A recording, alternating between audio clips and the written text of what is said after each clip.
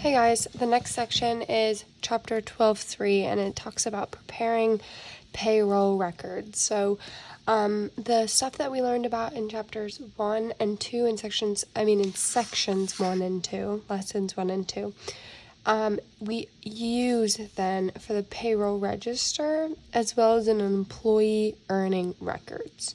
Okay, so here we see a payroll register that summarizes the earnings, deductions, and net pay of all the employees for one period. You see the earnings here, which we did in chapter 12.1. We have for John Butler, he is married, has 4 allowances, and here are his hours calculated: regular time, overtime, and total amount actually paid. And then we have all the deductions. So we have his federal income tax, which we did in the previous chapter or previous lesson, Social Security and Medicare taxes, previous lesson as well, health insurance, this would just be a number that they gave to you, and a retirement plan, this would be a number that they gave to you. Totaling up the entire row to get $291 in deductions. If you take the total earnings from the previous column, total earnings minus total deductions gives you a net pay. And the check written to John was check number 128.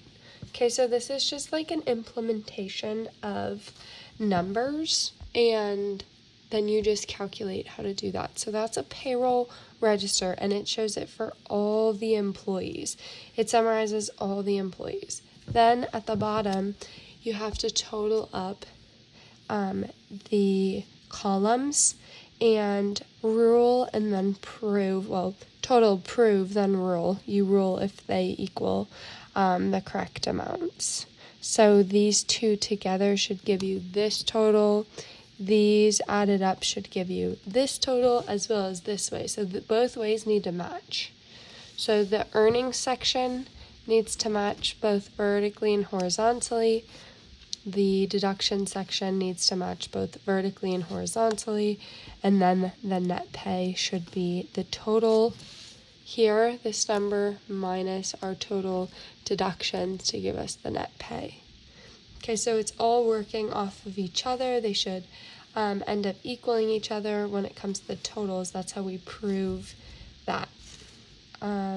Net pay is the total money that the employee ends up bringing home after payroll and deductions. So that's what that net pay column is. Then we learn about this new thing called a payroll register, and this is per employee, so a business form used to record details of an employee's earnings and deductions.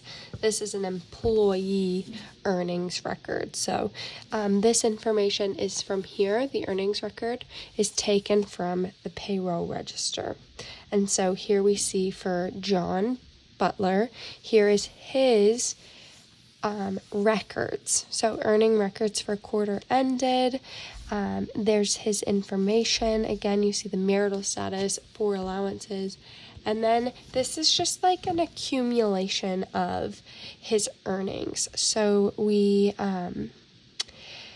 have the same date that we brought down, and we brought down the exact totals. So it was 132 and 146. We're just literally just bringing the data down. And then we can total the rows to get, it's literally the same thing. It's the same exact number from up above.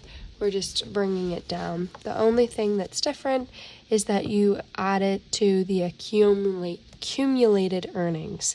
So now he's earned $28,661. And then the next line is the 31st. And so again, there's this accumulated earnings column. You just keep adding up the earnings of John, and now you can see John earned $30,273.75.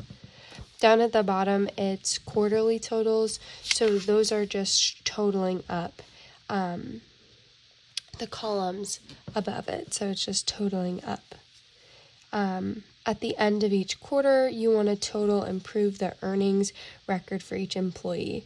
Calculate quarterly totals for each amount column. Subtract the total deductions column from the total earnings column, so total deductions from the total earnings column. The result should equal the total net pay column here. If the totals do not agree, the errors must be found and then corrected. So that's how we can prove and rule. So that is chapter 12.3. Tune in for the work together problem.